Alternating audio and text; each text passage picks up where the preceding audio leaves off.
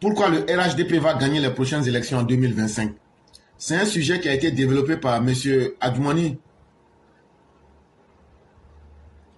Kwasi Koménan, le porte-parole principal du RHDP. Ça a été fait le 17 juillet 2024 à Abidjan, dans la tribune qu'ils appellent les rendez-vous du RHDP. Et donc, M. Adjoumani a tenté de nous montrer pourquoi le RHDP sera ce parti-là qui gagne les élections en 2025 sans difficulté. Et voici ce qu'il disait. Il s'agira pour moi dans un premier temps de vous présenter les raisons objectives de cette victoire qui tend les bras au RHDP.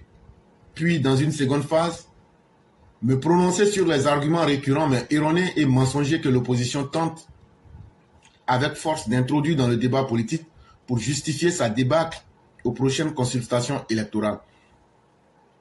Il dit, ce qu'il va d'abord chercher à montrer, ça sera sur 2 temps, ça sera à 2 niveaux. Il va d'abord montrer aux gens pourquoi, sans hésiter, si on utilise la raison simple, si on utilise notre propre jugement là, pourquoi le RHDP gagne sans même se fatiguer les élections présidentielles de 2025. Et dans un deuxième temps, il dit, va montrer à tout le monde, quand l'opposition va pour dire, il faut aller au découpage, il faut faire ceci, il faut aller par tous les arguments qu'il donne là.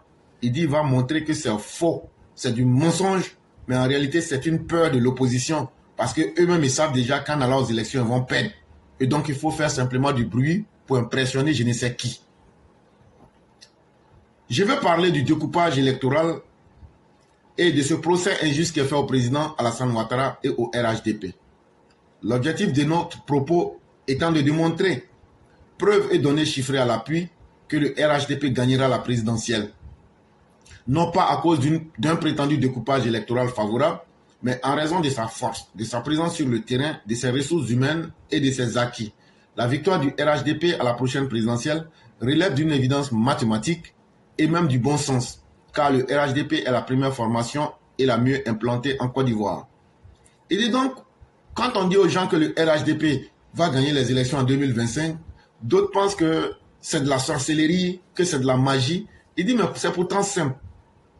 Il dit, un homme là qui utilise un peu son cerveau là, quand tu regardes même et que tu demandes quel est le parti qui est représenté dans toutes les localités de la Côte d'Ivoire, c'est le RHDP. Est-ce que le PDCI est au nord aujourd'hui? Non, pas vraiment. Et le PPACI, pas du tout, etc., etc. Mais le seul parti qui occupe toute l'étendue du territoire de la Côte d'Ivoire s'appelle le RHDP. Il dit en plus de cela, quand tu regardes aujourd'hui, le RHDP, les opposants te disent que non, c'est le découpage électoral là qui est le problème. Il dit, mais le découpage électoral ne peut pas être un problème. Parce que le RHDP aujourd'hui est une force qui est sur le terrain. Le RHDP aujourd'hui là a les hommes les plus à jour en ce qui concerne même la gestion de l'État de la Côte d'Ivoire. Le RHDP a les ressources humaines qu'il faut. Et même quand tu prends mathématiquement que tu fais 1 plus 1 qui va donner 2, cela a l'avantage du RHDP. Il dit maintenant pourquoi est-ce qu'il a dit ce qu'il vient de dire. Tout d'abord, il faut noter que le RHDP n'est pas un parti qui dort sur ses lauriers ou encore qui se base sur des données purement émotionnelles pour asseoir ses convictions. Surtout quand il s'agit d'élections à la magistrature suprême relativement à la présidentielle de 2025, plusieurs raisons objectives confortent en effet notre position. En particulier, nous allons en citer quelques-unes. Il dit donc la première chose que les uns et les autres doivent comprendre, ce n'est pas parce que le RHDP est au pouvoir que le RHDP se dit tout est déjà bon, tout est déjà plié et donc il faut nous baser sur nos émotions pour dire tout suffit déjà, il faut avancer. Il dit la première raison qu'il avance là, qui fait que le RHDP gagne les élections sans se fatiguer là, c'est notre candidat Alassane Ouattara. Ce qu'il représente à lui tout seul, son équation personnelle, son aura politique, son leadership exceptionnel. C'est un atout indéniable pour le RHDP, une personnalité qui rallie tous les suffrages au sein du RHDP. Comme en dehors de celui-ci, et qui a convaincu tous les Ivoiriens de bonne foi. Le président Alassane Ouattara est un chef qui rassure, qui apaise, qui veille et qui dirige son pays sans tambour ni trompette, comme un bon père de famille doté d'une capacité d'anticipation singulière. Je pense que ce sentiment est partagé par tous les acteurs de la classe politique nationale de bonne foi. Vous avez vu ici des personnalités et des acteurs importants de cette opposition qui, à travers des déclarations publiques, ne tarissent pas d'éloges et ne s'embarrassaient pas des superlatifs pour vanter les immenses qualités de l'homme Alassane Ouattara. Il fut même un temps très récent où leur plus grand combat et leur plus grand rêve était de tout faire pour que le président Alassane Ouattara ne soit pas le candidat du RHDP en 2025. Ils l'ont même supplié de se retirer, d'aller se reposer, conscients qu'ils sont que si le président Alassane Ouattara est candidat, aucun candidat ni aucune coalition ne pouvait lui résister. Il dit la première raison qui permet au RHDP de gagner sans se fatiguer là. Il dit c'est la qualité du produit qu'on va présenter aux Ivoiriens. Le produit qu'on va présenter aux Ivoiriens là, c'est un produit qui fait l'unanimité. D'abord, est-ce que au sein des différents partis là, leurs candidats qu'ils ont choisis là, est-ce qu'ils font l'unanimité? Il y a toujours des bruits. Mais au sein du RHDP là, la grande différence entre le RHDP et puis les autres partis là, c'est que Alassane Ouattara là, lui quand on dit il est le candidat là, tout le monde est d'accord. Mais Tidjane Thiam ne fait pas l'unanimité en tant que candidat du PDCI. Gbagbo ne fait pas l'unanimité, etc., etc. D'abord, au sein du RHDP, Alassane Ouattara fait l'unanimité. Mais, au-delà même du RHDP, tout Ivoirien aujourd'hui qui a une bonne foi, tout Ivoirien aujourd'hui qui sait faire la différence entre le développement et l'antidéveloppement, aujourd'hui cherche et a compris que c'est Alassane Ouattara là qui peut faire le développement. Donc, au nom de cette bonne foi là, chacun veut voir le développement chez lui et chacun veut voir celui qui sait faire ce développement là rester au pouvoir. Et c'est pourquoi même, il dit, il n'y a pas longtemps, on a vu des chefs de partis de l'opposition en train d'acclamer le président Ouattara, de faire les éloges du président Ouattara, de vanter les qualités du président Ouattara. Mais comment ces mêmes personnes peuvent venir encore vous dire, on a vanté Alassane Ouattara, on a vanté ses mérites, c'est un bon président, mais on lui demande pardon, il n'a qu'à quitter. Pourquoi? Parce que tant qu'Alassane Ouattara seul est là, il va gâter tous les plans de l'opposition. Et c'est pourquoi ils ont d'abord essayé dans un premier temps, on lui demande pardon, il n'a qu'à quitter le pouvoir, il ne faut pas, il va se présenter. Après maintenant, quand leur demande de pardon n'a pas marché, ils veulent transformer ça en menace. Pourquoi Alassane Ouattara sera candidat? S'il est candidat, le pays va brûler. Mais Alassane Ouattara sera candidat, le pays va brûler. Toi-même, tu es prisonnier, tu seras candidat, le pays ne va pas brûler. Est-ce que ça fait sens? Est-ce que vous réfléchissez? Mais toujours qu'on est en Côte d'Ivoire, les gens pensent que leurs rêves, leurs lubies et leurs folies peuvent être des réalités. Et donc, tant qu'Alassane Ouattara sera le candidat de RHDP, c'est un produit sûr que les opposants ne peuvent pas affronter et ça les met dans leur débat. La deuxième raison qui fait que le RHDP gagne les élections sans même se fatiguer, c'est le bilan du président Alassane Ouattara. À ce propos, je ne sais pas si j'ai quelque chose à vous apprendre. C'est un bilan qui est visible, audible et tangible aux quatre coins du territoire national. Et c'est dans tous les domaines. Permettez-moi de vous ramener au texte de la première tribune qui s'est déroulée le mercredi dernier dans cette même salle. Il dit, si on parle du bilan du président là, c'est comme si on vient dire le soleil sort tous les jours. C'est comme une vérité de la palisse. Tout le monde sait ça déjà. On n'a plus besoin de faire ça. Le bilan du président Ouattara là, ça fait tellement peur qu'il n'y a pas quelqu'un parmi les Ivoiriens. Et même il disait ça devant la ministre des Affaires étrangères allemande. Il dit, mon témoignage là, c'est d'aller voir mon travail sur le terrain. Donc là, on ne va plus se fatiguer ici pour vous dire, voilà ce qu'il a fait, voilà ce qu'il n'a pas fait. Aujourd'hui là, c'est que le président Ouattara seul a fait là. Oufoué, Babo, Bédié, tous ceux qui l'ont précédé n'ont pas pu faire. Ça de 1960 jusqu'en 2011. Quand tu mets tous ceux qui ont dirigé avant lui là, de 1960 jusqu'en 2011, ça fait combien d'années? Quand lui il est venu en 13 ans là, ce qu'il a fait là, il n'y a pas quelqu'un qui a fait ça avant lui. Donc avec un tel bilan là, on n'a même pas besoin de se fatiguer pour dire est-ce qu'il va gagner, est-ce qu'il ne va pas gagner. Maintenant, on revient sur la troisième raison qui est le terrain favori des opposants. Le découpage électoral. C'est parce que c'est pas bien découpé que vous allez gagner. Non, comme c'est découpé là, c'est ce qui fait que vous gagnez. Et ce n'est pas la CEI qui fait gagner une élection. Ce n'est pas le découpage électoral qui fait gagner une élection. Ce qui fait gagner une élection, c'est le bilan politique. Ce qui fait gagner une élection, c'est la capacité à convaincre les populations. Ce qui fait gagner une élection, c'est la capacité à présenter un programme de société. Ce qui fait gagner une élection, c'est quand on a dirigé le pouvoir, ce qu'on a fait là, on rappelle ça aux populations. C'est ça qui fait gagner. Mais incapable de prouver tout cela, l'opposition veut trouver des raccourcis. Et donc, c'est le découpage électoral qui serait le facteur qui va leur faire perdre l'élection, après avoir échoué à ce qu'Alassane Ouattara ne soit pas déclaré candidat. Ce sont nos performances et nos résultats au cours des plus récentes consultations électorales. Il dit donc, on n'a qu'à reprendre les résultats des élections qui se sont passées. Le RHDP seul a gagné 26 régions sur 31 régions.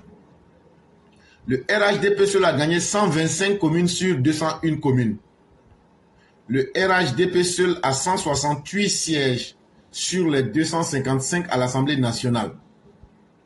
Il dit quand tu regardes ça là, et que mathématiquement, tu regardes les chiffres, quelqu'un qui a 26 régions sur 31 régions, est-ce qu'on est obligé de vous dire que la majorité des populations a choisi le RHDP?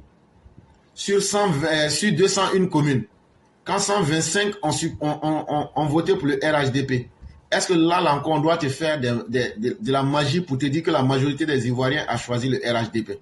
Est-ce qu'on a forcé les gens à voter pour le RHDP? Sur les 255 députés, il y a 168 qui sont du RHDP. Donc là, quand on regarde les chiffres même là, les chiffres disent déjà ce que demain nous réserve. Mais il va plus loin pour nous dire qu'il y a encore une quatrième raison. C'est la qualité des ressources humaines.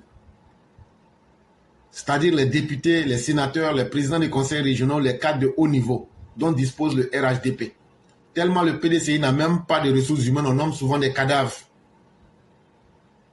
En réalité, le président Ouattara a pris le temps de former des hommes et des femmes sérieuses. Et il les a implantés comme les piliers centraux de l'édifice du RHDP. C'est le seul parti aujourd'hui qui peut taper sa poitrine pour dire « Nous avons des cadres de toutes les régions qui travaillent avec nous.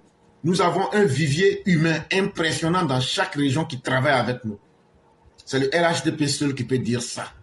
Et donc là, le RHDP devient un champion national en termes de ressources humaines sur l'échiquier politique national. Ça, c'est une réalité que personne ne peut arracher. Et c'est le seul parti aujourd'hui qui peut se vanter de cet aspect-là. Il dit aussi qu'il y a une cinquième raison. La cinquième raison, c'est la qualité et l'organisation même de la gouvernance sous le président Alassane Ouattara.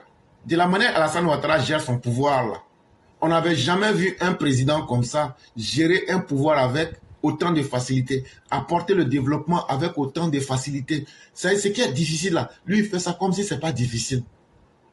La sécurité là, il assure ça. Il voyage comme il veut.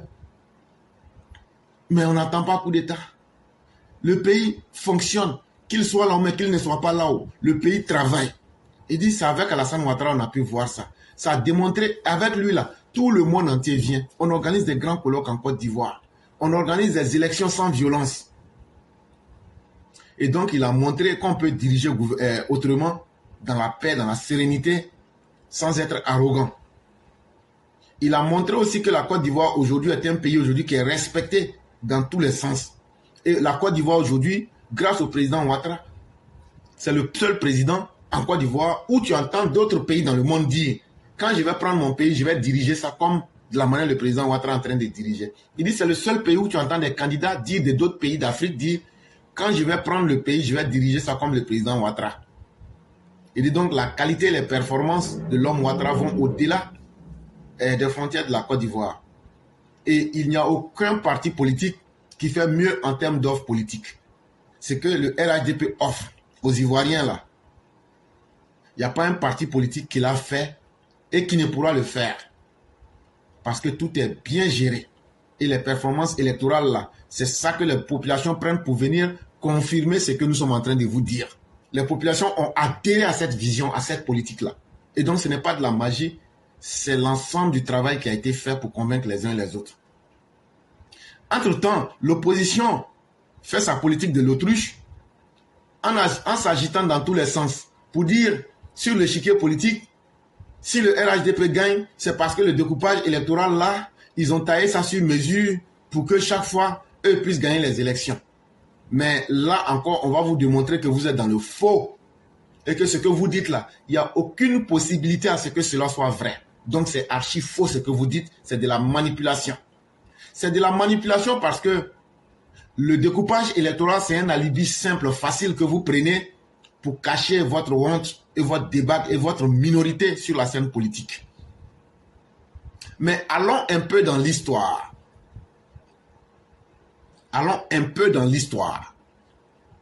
À la suite de la loi de 1978, instituant des communes de plein exercice, la réforme municipale de 1980 a porté le nombre de communes ivoiriennes à 38, dont 10 pour Abidjan seul.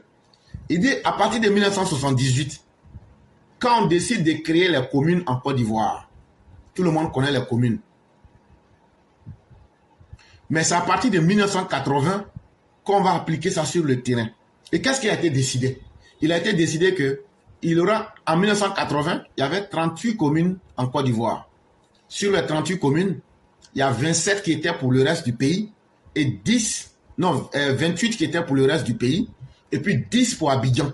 Abidjan, c'est avait 10 communes et puis le reste du pays là avait 38 communes. Ça, c'était, 28 communes. Sur les 38 communes, globalement, toute la Côte d'Ivoire avait 28 communes. Abidjan seul avait 10 communes. Ça, c'était en 1980. En 1985, une nouvelle loi crée 98 communes supplémentaires. Ça veut dire les 38 qui existent là, on ajoute 98 communes dessus. Parce que la population a augmenté. Donc, ça devient maintenant 136 communes.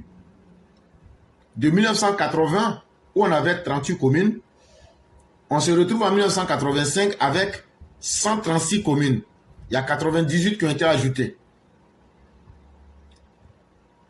Ce n'est qu'en 1995 que Bédié a pris le décret numéro 95-941 du 13 décembre 1995 pour ériger en commune 61 chefs-lieux de département et de sous-préfecture, portant le total à 197.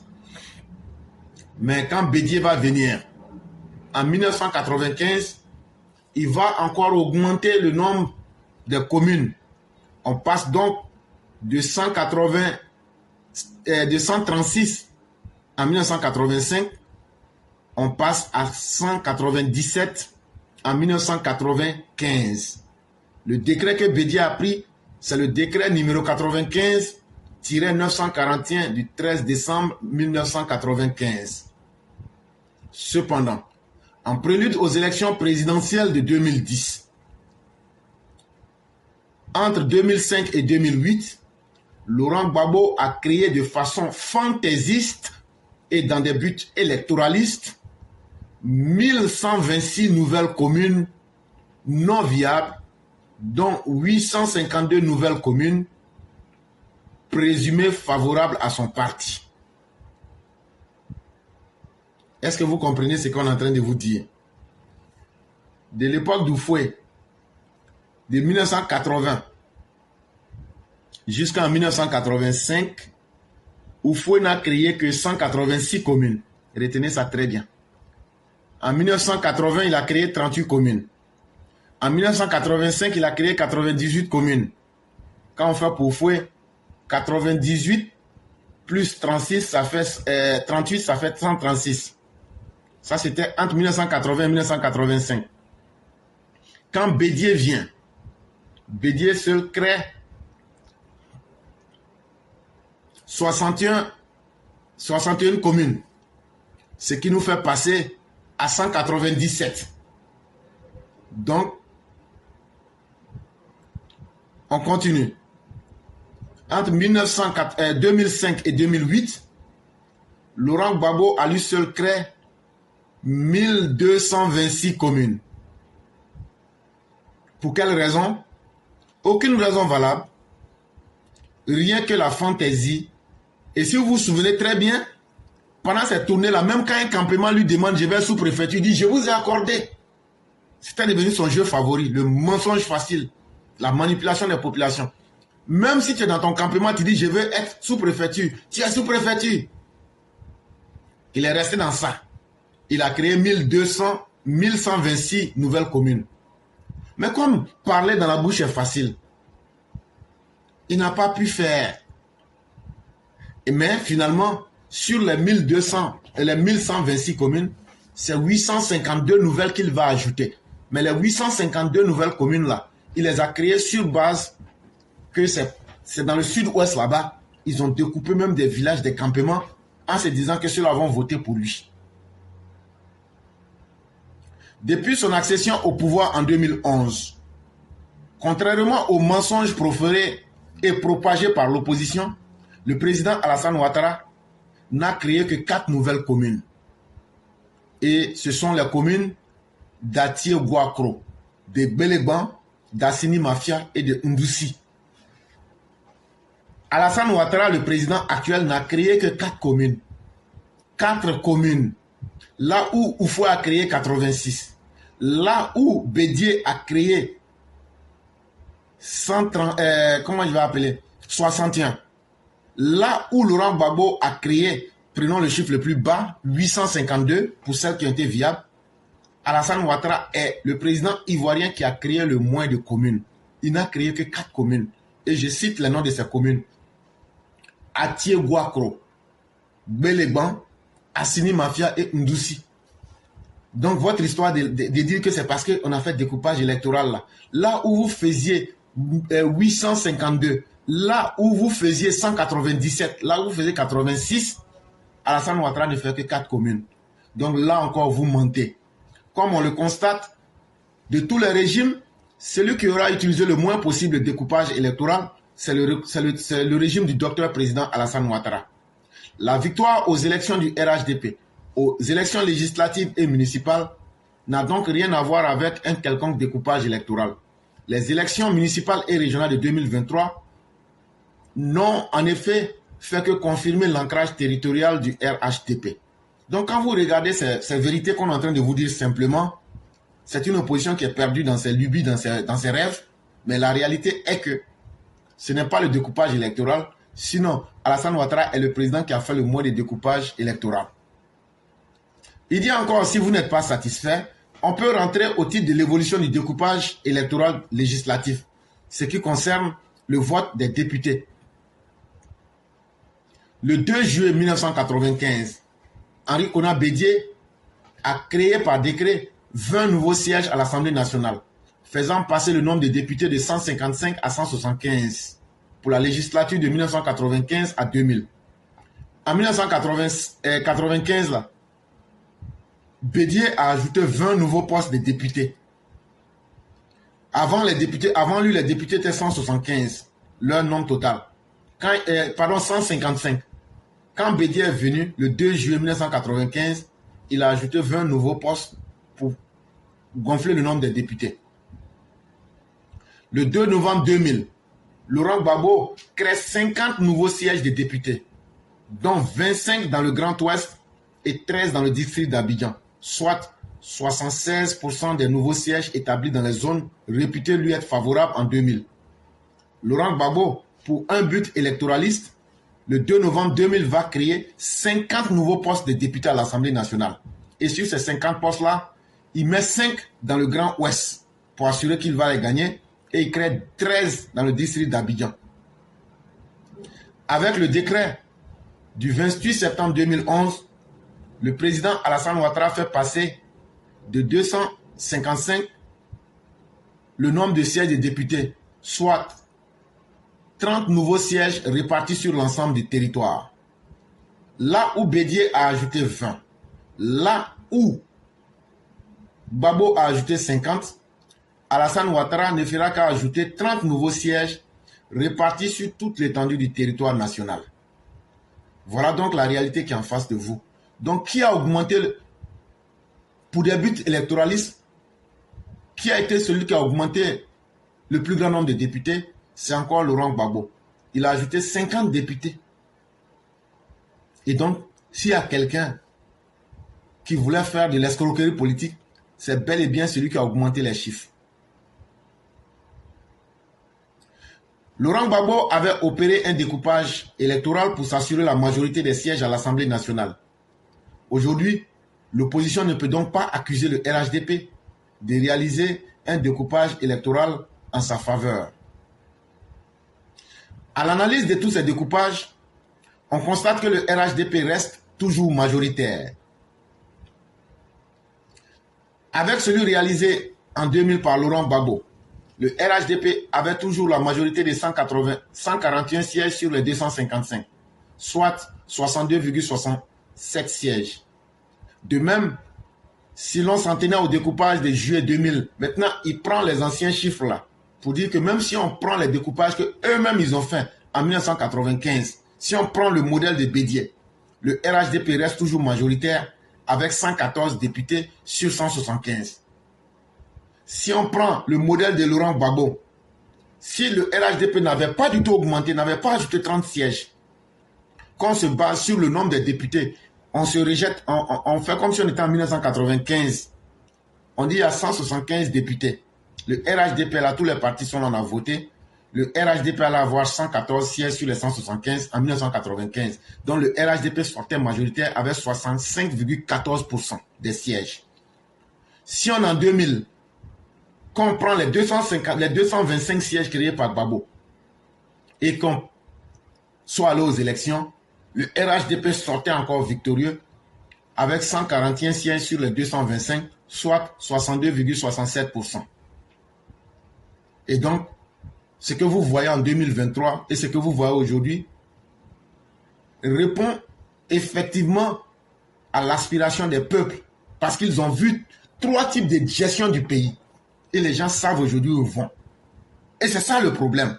Les gens ont compris quand la médiocrité et le travail bien fait là, on préfère confier nos destins au travail bien fait. Pour avoir une idée beaucoup plus précise des forces en présence et de ce que nous disons, pour achever de vous convaincre, je vous invite à jeter avec moi un regard plus global sur les résultats des dernières élections locales. Je vous rappelle que ces scrutins sont adossés sur le même collège électoral que la présidentielle. Il dit maintenant là, alors on va aller regarder les élections qui se sont déroulées le 2 septembre 2023. Il dit prenons le nombre de personnes, l'ensemble des personnes qui ont voté dans le district d'Abidjan. On va prendre un exemple. Tous ceux qui ont voté à Abidjan là, il y avait 2 799 445 personnes qui ont voté. On prend un seul exemple d'Abidjan. Sur les 2 799 445 personnes, le RHDP seul a eu 1 745 450 voix. Ça veut dire 64,27%. Le PDCI a eu 392 281, soit 14,01%. Le PPACI a eu 139 450 voix, soit 4,98%. Et la coalition PPACI-PDCI a obtenu 159 904 voix, soit 5,71%. Et les indépendants ont eu 192 000 voix, soit 6,92%. Il dit maintenant, il faut prendre les résultats du PDCI, du PPACI, et puis la coalition PDCI et PPACI où se sont mis ensemble là. Il faut prendre tout ça et puis tu fais la mathématique, tu fais l'addition. Quand on calcule tout ça, quand on met ensemble là, si tout le monde se réunit contre le RHDP là, ils auront 25,63% des voix. Ça veut dire, c'est la même réalité. On sait que vous allez aller tous contre le RHDP, mais si vous allez là, vos chiffres ne dépasseront pas les 25%. Et souvent, j'aime m'amuser à dire que le PDCI aura 3%. C'est sur ces calculs-là que nous nous basons. Ce n'est pas que nous sommes là pour réfléchir dans les sentiments ou bien à inventer des choses. C'est ça le poids réel de la coalition de l'opposition. Quand on vous met vous tous ensemble, on prend les chiffres, on calcule là, toute l'opposition ivoirienne là, vous ne valez pas plus que 25,63%. Et donc c'est ça votre vrai poids.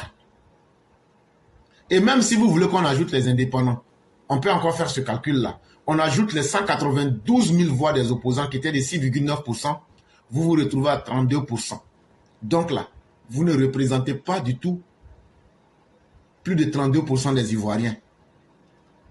Et donc, quand on met ces différentes analyses en place pour montrer aux uns aux autres, ce sont des arguments que vous pouvez prendre pour convaincre et essayer de montrer à ces opposants-là que le RHDP est sérieux et que les opposants doivent chercher leurs arguments ailleurs.